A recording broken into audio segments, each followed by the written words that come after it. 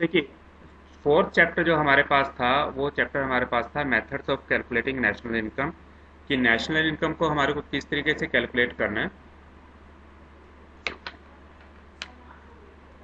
तो इसके अंदर सबसे पहले हमारे को ये देखा था हमने कि नेशनल इनकम क्या होती है और डोमेस्टिक इनकम क्या होती है। तो नेशनल इनकम तो हमारे पास थी जो भी इनकम एक साल के अंदर हमारे नॉर्मल रेजिडेंट्स कमाते हैं, चाहे वो विद इन कंट्री है या आउटसाइड कंट्री है। जो भी इनकम हमारे पास फैक्टर इनकम्स जो भी जनरेट की जाती है with in a year by the normal residents, वो हमारे पास नेशनल इनकम हो जाती थी। और जो with in the domestic territory हमारे पास जनरेट की जाती थी वो आपके पास हो जाती थी डोमेस्टिक इनकम। ठीक है। अब नेशनल इनकम मेरे को कैलकुलेट करनी है तो उसके लिए मेरे पास तीन तरह के मेथड्स आते हैं। सबसे पहला मेथड आता है sum total of value addition in the economy. Sum total of value addition in the economy क्या बोलता है कि जो भी चीज़ हमारे पास प्रोड्यूस की गई उसके अंदर हमारे पास जितने भी सेक्टर्स हैं, चाहे वो प्राइमरी सेक्टर है, चाहे वो सेकेंडरी सेक्टर है, या वो टर्शरी सेक्टर है, तीन सेक्टर्स हमारे पास होते हैं। ये तीनों सेक्टर्स मिल करके जो भी गुड्स या सर्विसेज प्रोड्यूस कर रहे हैं, हर कोई पर्सन अपने लेवल के ऊपर वैल्यू एड ऑन करता जाता है प्रोडक्ट के अंदर जब तक कि वो फाइनल प्रोडक्ट नहीं बन जाता। तो फाइनल प्रोडक्ट बनने तक जितने भी वैल्यूज़ का एडिशन किया गया हर लेवल के ऊपर, यदि मैं हर एक लेवल के ऊपर जो वैल्यू एडिशन किया गया है उस वैल्यू एडिशन को सम कर लूँ तो मेरे पास नेशनल इनकम जो है वो निकल आएगी। पहला मेथड। सेकंड मेथड क्या बोलता है कि सम total of income generated in the economy. Income generated का मतलब क्या होता है कि जब लोग काम कर रहे हैं, फैक्टर सर्विसेज दे रहे हैं, तो उसके बदले उनको कुछ ना कुछ इनकम जनरेट हो रही होगी। तो यदि मैं हर पर्सन की जितनी इनकम उसको जनरेट हुई है उस इनकम को सम अप कर लूँ तो मेरे पास नेशनल इनकम निकल आएगी। तीसरा मेथड हमारे को क्या बोलता है, sum total of expenditure on the final goods and services produced in the economy. अब यदि किसी की इनकम हुई है तो किसी न किसी ने उसको ऊपर एक्सपेंडिचर तो किया होगा। यदि किसी ने की इनकम आई है तो किसी एक की इनकम दूसरे का एक्सपेंडिचर होता है, ऐसा ही होता है। तो यदि मैं उस एक्सपेंडिचर का सम टोटल कर लूँ, जितना भी एक्सपेंडिचर हमारे पास हुआ है, तो वो एक्सपेंडिचर का सम टोटल मेरे पास नेशनल इनकम निकल करके आ सकता है। तो ये तीन तरह के मेथड्स हमारे पास आते हैं, जिन तीन तरह के मेथड से हम नेशनल इनकम को कैलकुलेट कर सकते हैं। ठीक है। तो इसके अंदर तीन मेथड्स हमारे पास हो गए, value added method, income method और एक्सपेंडिचर मेथड। इन तीन मेथड्स को हमें डिस्कस करना है इस पूरे चैप्टर के अंदर।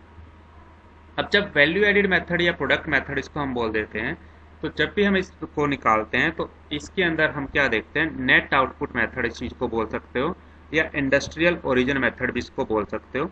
कि इसके अंदर आपके पास डोमेस्टिक टेरिटरी कंट्री के अंदर जितनी भी चीज़ें प्रोड्यूस की गई, जितनी भी चीज़ें आपके पास प्रोड्यूस की गई, यदि उन सब की वैल्यू का सम टोटल आप कर लेते हो फाइनल गुड्स एंड सर्विसेज का, तो आपके पास निकल आता है जीडीपी। आपका ग्रोस डोमेस्टिक प्रोडक्ट जो होता है वो निकल आता है, उसको हम बोल देते हैं जीडीपी।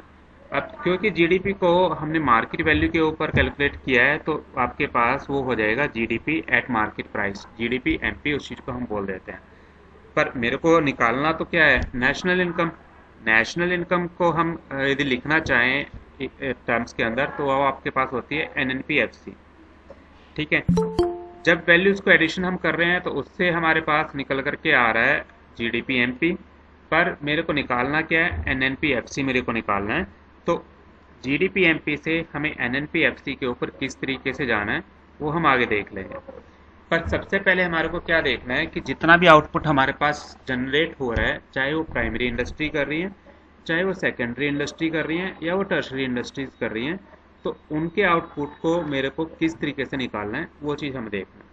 तो वैल्यू एडिड कभी भी मैं निकालूंगा तो वैल्यू एडिड निकालने का फॉर्मूला जो आपके पास है, that is value of output minus intermediate consumption. Value of output तो आपके पास हो जाता है कि जितनी भी चीज़ें आपके पास आउटपुट की गई, चाहे वो आपके पास इंटरमीडिएटरी गुड्स हैं, चाहे वो आपके पास फाइनल गुड्स हैं, उन सब की वैल्यू को आपने जोड़ लेना है। ठीक है। सेकंड आपके पास आ जाता है इंटरमीडिएट कंजप्शन।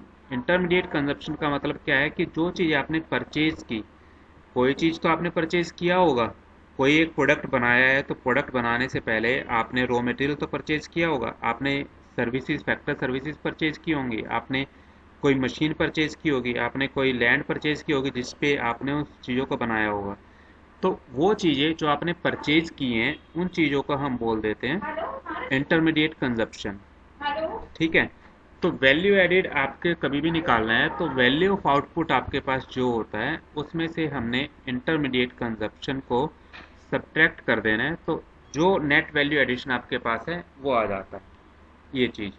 अब इस चीज़ के अंदर वैल्यू ऑफ आउटपुट आपके पास कैसे निकलती है? वैल्यू ऑफ आउटपुट आपके पास इक्वल टू सेल्स। सेल्स के इक्वल आपके पास वैल्यू ऑफ आउटपुट को कब लोगे? जितनी भी चीज़ें मैंने प्रोड्यूस की वो सारी की सारी चीज़ें यदि सोल्ड आउट हो जाती हैं तो वैल्यू ऑफ आउटपुट आपके पास आ जाएगा सेल्स के।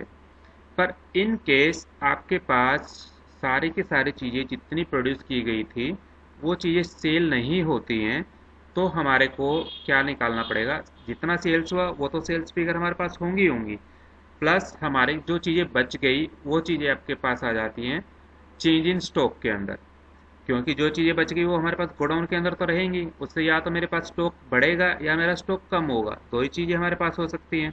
तो दूसरी चीज़ जो आप लोगों को निकालनी है वो चीज़ आपके पास निकलेगी चेंज इन स्टॉक। ठीक है। तो चेंज इन स्टॉक हमारे को क्या बोलेगा? चेंज इन स्टॉक हमारे को बोलता है कि आपको ओपनिंग स्टॉक लेना है प्लस क्लोजिंग स्टॉक लेना है।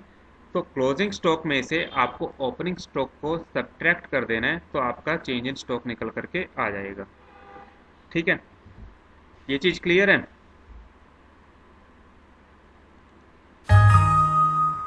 चेंज इन स्टॉक आपको कैसे निकालना है वो चीज़ क्लियर है ना?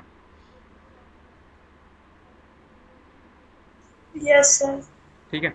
अब देखिए हमारे पास वैल्यू ऑफ आउटपुट हमारे पास आया या तो सेल्स के बराबर आया यदि मेरी सारी चीज़ें सेल हो गई। वैल्यू ऑफ आउटपुट मेरे पास आया चेंज इन स्टॉक के।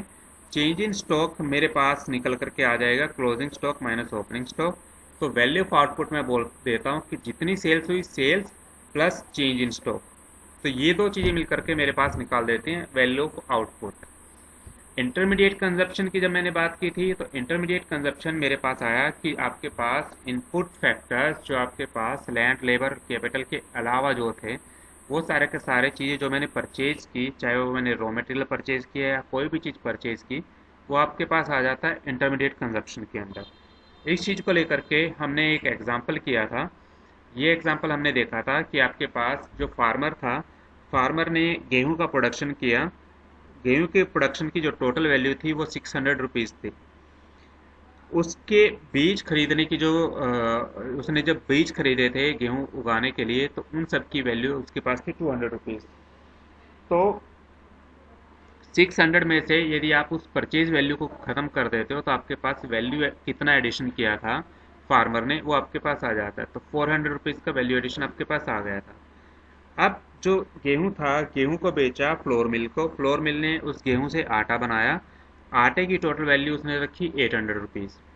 अब 800 रुपीज़ तो आपके पास वैल्यू ऑफ आउटपुट आ गया। उसमें से 600 रुपीज़ का जो उसने गेहूं खरीदा था उसकी वैल्यू उसने सब्ट्रैक्ट कर दी, तो वैल्यू एडिड कितनी हुई? 200 रुपीज़। 800 रुपीज़ का फ्लोर बेचा गया बेकरी को। बेकरी ने उसके सैंडविच बनाए या कुछ भी बनाया, सैंडविच की वैल्यू उसने रखी 1000 रुपीज़। 1000 रुपीज़ में से 800 रुपीज़ जो कि परचेज किया गया था फ्लोर, आटा जो परचेज किया गया था उसकी वैल्यू कम कर दी, तो वैल्यू एडिशन आया आपके पास 200। शॉपकीपर ने जो बेकरी वाला था उसने अपने 1000 रुपये की चीज़ बेची शॉपकीपर को, शॉपकीपर ने उसमें अपना प्रॉफिट जोड़ा तो वो 1200 रुपये बन गया। 1200 रुपये में से जो बेकरी ने उसको प्रोडक्ट दिए थे उसको सब्ट्रैक्ट किया तो वैल्यू एडिशन आपके पास आया 200। तो ये चीज़ तो हमारे पास आ गई इंटरमीडिएट कंजप्शन। ये मेरे पास टोटल वैल्यू ऑफ आउटपुट था, ये मेरे पास वैल्यू एडिशन है। अब जो फार्मूला हमारे को बोलता है स्टार्टिंग में कि value of output minus intermediate consumption आप सब्ट्रैक्ट कर दोगे तो आपके पास वैल्यू एडेड आ जाएगी। तो दोनों तरीके आपके पास आ जाते हैं यहाँ पर, या तो 3600 जो आपके पास वैल्यू ऑफ आउटपुट आया है इसमें से आप इंटरमीडिएट कंजप्शन 2600 को सब्ट्रैक्ट कर दीजिए तो आपके पास 1000 रुपीज़ जो है वो वैल्यू एडिड आ जाएगी। या हर स्टेज के ऊपर फार्मर ने कितना किया, फ्लोर मिल ने कितना किया, बेकरी ने कितना किया और शॉपकीपर ने कितना किया, वो हर स्टेज के ऊपर आप वैल्यू एडिशन जो की गई थी उसका सम टोटल कर लीजिए, तो तो भी आपके पास 1000 ही आएगा। तो किसी भी तरीके से आप कर लीजिए, आपके पास जो वैल्यू एडिशन है वो 1000 रुपीज़ ही आएगा। ठीक है। अब इस चीज़ को लेकर के हमने कल एक न्यूमेरिकल भी किया था। न्यूमेरिकल करने से पहले हम ये देखते हैं कि हमारे को जो हमने फर्स्ट स्टेप पे देखा था कि ये चीज़ तो हमारे पास आ गया जीडीपी एमपी। अब जीडीपी एमपी से मुझे जाना था एनएनपी एफसी पे। तो जब हमने इससे फर्स्ट चैप्टर किया था तो हमने ये देखा था कि जी से हमारे को एन पे जाना है, इस डी से हमारे को फिर एन पे जाना है, पी तो हमारे पास सेम है, एम पी से मुझे एफ सी पे जाना है। ये चीज़ें हमने डिस्कस की थी। तो ग्रोथ से हमें नेट पे जाना था, तो हमारे को क्या करना होता था, हमें ग्रोथ से नेट पे जाने के लिए उसमें से डेप्रीशिएशन जो था उस डेप्रीशिएशन को सब्ट्रैक्ट कर देना होता था।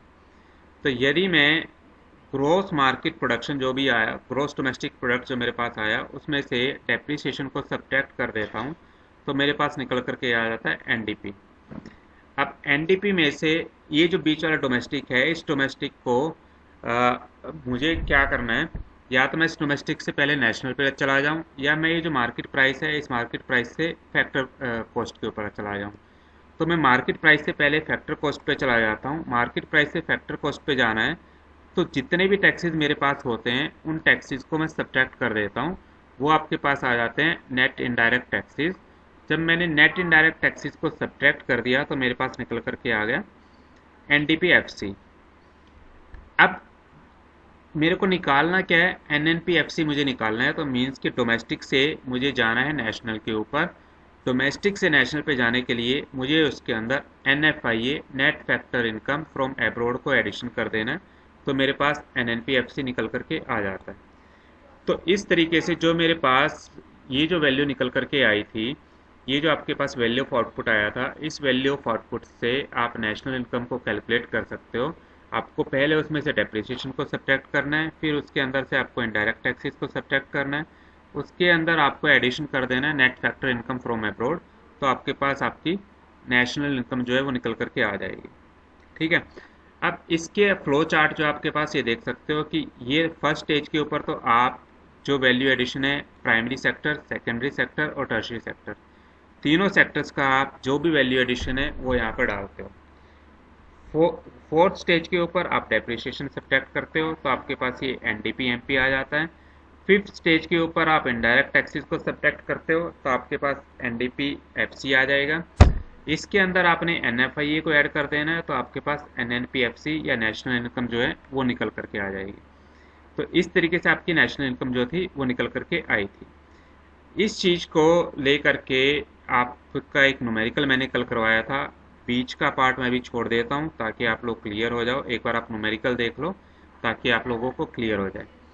अब कल ये वाला न्यूमेरिकल हमने किया था जिसके अंदर आपको क्या फाइंड आउट करना था, पहले तो फाइंड आउट करना था value added by firm A and firm B कि दो फर्म्स हमारे पास इकोनॉमी के अंदर हैं और उन दोनों फर्म्स ने कितना वैल्यू एडिशन किया है वो मेरे को देखना था।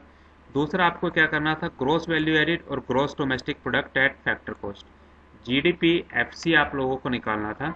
तो ये दो चीज़ें हमारे को इस न्यूमेरिकल के अंदर करनी थी। अब इस न्यूमेरिकल में दिया क्या क्या हुआ है, सेल बाय फर्म ए ने कितना सेल किया, purchase from firm B by firm A ने बी से कितना परचेज किया है, purchase from firm A by firm B ने ए से कितना परचेज किया है।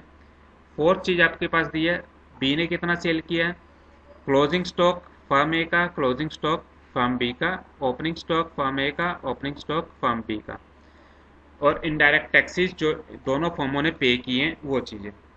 तो ये चीज़ हमारे को दी हुई है। अब इसके अंदर से मेरे को जो निकालना है, पहले तो value added by firm A निकालनी है, उसके बाद value added by firm B हमारे को निकालना है। तो वैल्यू एडिशन जब फर्म ए का आप निकालते हो तो उसके लिए हमें क्या करना है कि जो उसने फार्मूला देखा था हमारे को कि sales plus change in stock, ये दो चीज़ें हमने देखी थी। यदि उन चीज़ों को आप एडिशन कर लेते हो माइनस इंटरमीडिएट कंजप्शन, ये तीन चीज़ें आप लोग को लेकर के चलनी है।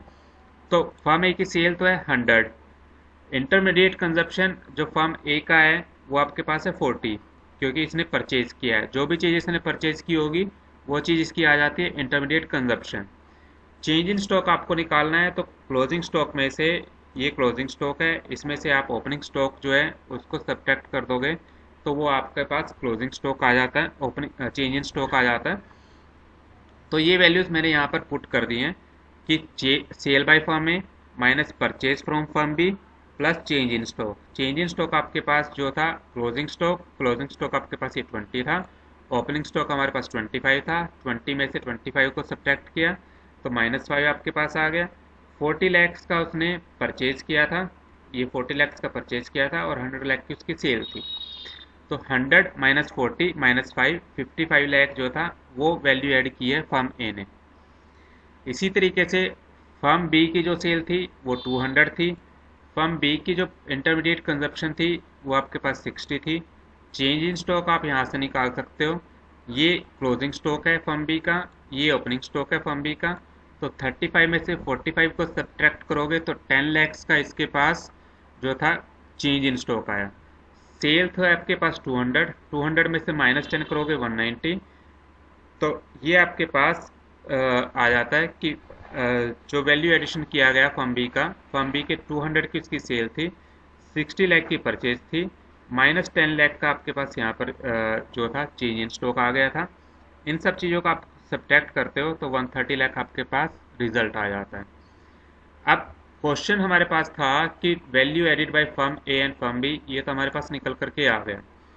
दूसरी चीज़ थी ग्रॉस वैल्यू एडिड, हमें निकालना था एट फैक्टर कॉस्ट। तो जो वैल्यू एडिशन की फर्म ए ने 55 लाख की और जो एडिशन की 130 लैक्स की बी ने, दोनों को हम सम अप कर देंगे।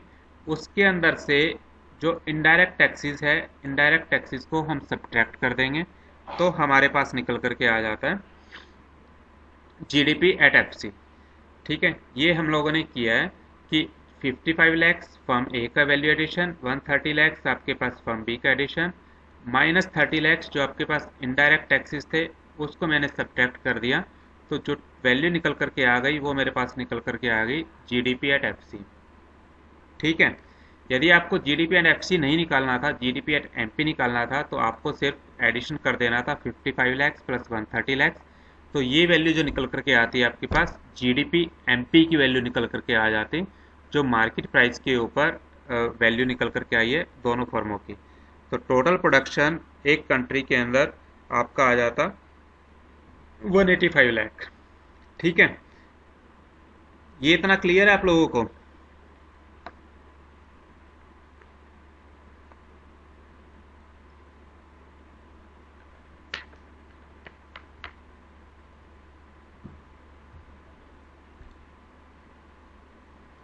ये चीज क्लियर थी या नहीं, क्लियर नहीं है? क्लियर है सर। क्लियर है। सेकंड न्यूमेरिकल देखते हैं। सेकंड न्यूमेरिकल के अंदर हमारे पास है कि हमारे को कैलकुलेट क्या करना है। एक तो जीवीए एट एमपी, एक क्वेश्चन आपके पास आ सकता है जीवीए एमपी या जीडीपी एमपी, दोनों आपके पास एक ही चीज होती है, gross value added at market price और gross domestic product at market price, दोनों की दोनों आपके पास सेम चीज होती है। तो कंफ्यूज मत हो जाना। तो अब इसके अंदर से हमारे को क्या निकालना है, एक तो जीवीए या जीडीपी एमपी बोल दीजिए, दूसरा नेशनल इनकम हमारे को निकालना है। अब दिया क्या क्या आपके पास हुआ है, एक तो आपके पास वैल्यू ऑफ आउटपुट दिया हुआ है, तीनों सेक्टर अलग अलग दिए हुए हैं। तो जब भी हमारे को वैल्यू ऑफ आउटपुट निकालनी है तो तीनों सेक्टर की जो भी वैल्यूज दी हुई हैं उनको आपने एडिशन कर देना है, पहली चीज। दूसरी चीज, इसने परचेज दिया हुआ है, ये जो परचेज दिया हुआ है इमीडिएट इनपुट्स परचेज, ये आपके पास आ जाता है इंटरमीडिएट कंजप्शन। जो भी चीज़ परचेज की गई है वो आपके पास इंटरमीडिएट कंजप्शन के अंदर आ जाएगी। ठीक है।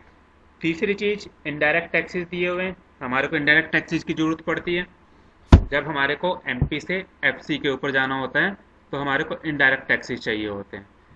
चौथा हमारे को दिया हुआ है consumption of fixed capital of all sectors. Consumption of fixed capital को आप दूसरा नाम क्या देते हो? कंजप्शन ऑफ फिक्स्ड कैपिटल को आप दूसरा नाम क्या देते हो? डेप्रिसिएशन बोलते हैं। जब क्लासरूम में थर्ड चैप्टर किया था तो बताया था डेप्रिसिएशन के अलग अलग नाम, याद है किसी को? ईशिता, हिना, दीप्ति, प्राची।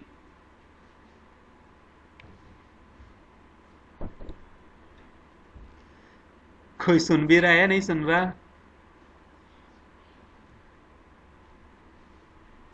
हाँ जी दीप्ति, याद है बताया था डेप्रिसिएशन का दूसरा नाम आपके पास कंजप्शन ऑफ फिक्स्ड कैपिटल होता है, फिक्स्ड एसेट्स होता है।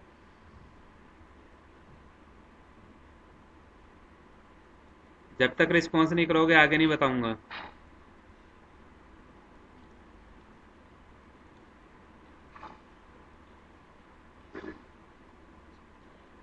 किसी की साउंड नहीं आ रही है।